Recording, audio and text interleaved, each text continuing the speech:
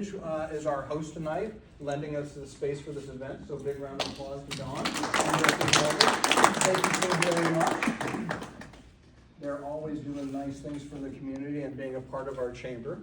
So first things first, I want to welcome you here. Thank you all for being a part of or wanting to be a part of Leadership Lake Oswego. We're going to do a brief introduction, and then we're going to talk a little bit about the program, and then we're going to go around the room and find out what you'd like to get from the program. So first things first, my name is Christopher Boyer. I am one of the past presidents of the Lake Oswego Chamber of Commerce, and it is my great pleasure to basically have the baton for Leadership Lake Oswego currently and to take over sort of safeguarding this program. This is its 40th year of operation. And in that entire time, this program has always run on the same three tenets, which we'll talk about later. And so it's just my great pleasure to welcome you here, and I'm happy to see all of your faces. Before I go any further, I want to draw your attention to Liz Hartman, the heart of our Chamber of Commerce. This Chamber of Commerce is a fantastic organization that provides and does so many things for our community, and it wouldn't be doing those things without Liz. So one more time, just because. Now, some of you know, I spoke with some of you know, some of you don't know.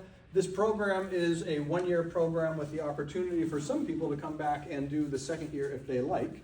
Essentially, we ask if people really enjoy the program, if they would like to volunteer their time the next year as a facilitator to help make certain that this program goes well and is even better for next year's class. And historically, we used to call them tri-chairs because we would simply have 3 of them. And then about 5 or 6 years ago, we had 4. But we still kind of called them tri-chairs, but that was weird, right? And then what has happened over time is we just start calling them our leadership team now, because we actually have 7 people from last year's class that care enough about the class, enjoyed the class enough, that they really wanted to come back and make this year even better for you. So if you're part of this year's leadership team, would you raise your hand and leave it up for a moment? So take a look at the hands are raised. These are all people who came through the class last year and are here to help you this year. We will speak to them in a moment when we end up going around the room. But let's get to the program itself. Leadership Lake Oswego has a long history of launching local leaders. One of our basic tenets is that knowledge informs, but relationships transform. So it's one thing to know information, it's another thing to have relationships with the people in the city. And Leadership Lake Oswego is the thing that I would say turns Lake Oswego, which is a city, it's a small city, but it's still a city. I would say Leadership Lake Oswego turns Lake Oswego from a city into a small town. At the end of this course, at the end of this year, you will have met our police chief. And so, how many of you met him here tonight? Hands together for the police chief. We met our police chief, our fire chief, our city manager, and many other notable people from within our community. And so, after this year, it will be kind of hard to go around town without knowing just about somebody wherever you go. So back to the 3 tenets. This program has always been built on 3 things. 1, leadership skills, and we take a particular view in regards to leadership skills. We have a holistic view regarding leadership skills with the idea that basically the better you are at leading yourself, the better you're going to be at leading other people. Leadership is not something that is extrinsic to you, it is something that is intrinsic to you. And it's also something that all of us are doing constantly. And if we're unaware of the ways in which we're leading, we may be having accidental leadership, accidental influence, if you will. And one of the precepts of this program is that we're going to become more aware of how we lead and where we lead and all the ways in which we lead. And once you understand how much influence you bring to the table, that's the moment you can really start using that influence in a way that is aligned with your intention. And so that portion of the program continues on. The second portion of the program is exposing you to local leaders, because I think another big truth about leadership is there is not one right way to do it. Not a single right way.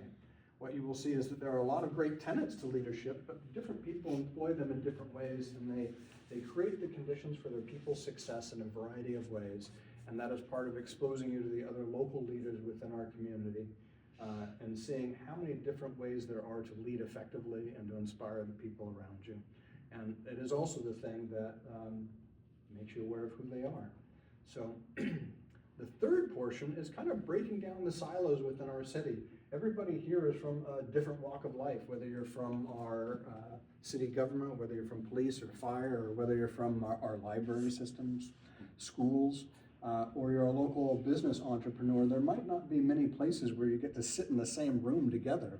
And so this is a fantastic opportunity to go through a year of working side by side and getting to know the different people from different silos within your city, with the notion that we break those things down, right? We break those silos down and we get better at communicating with people. And then all of a sudden, we're free to have greater civic engagement and lead across more platforms because you're comfortable across all the platforms that you found yourself. So that's kind of the main three tenets of this program. Any questions before we move on? Thoughts, questions, considerations, concerns? I'll take all of them. Because you're in the middle? So I'll start there and then I'll go here and then here. If not, you might be thinking like you're getting away with not talking, but what you don't realize is we're about to go around the room. So, if you have no questions for me, what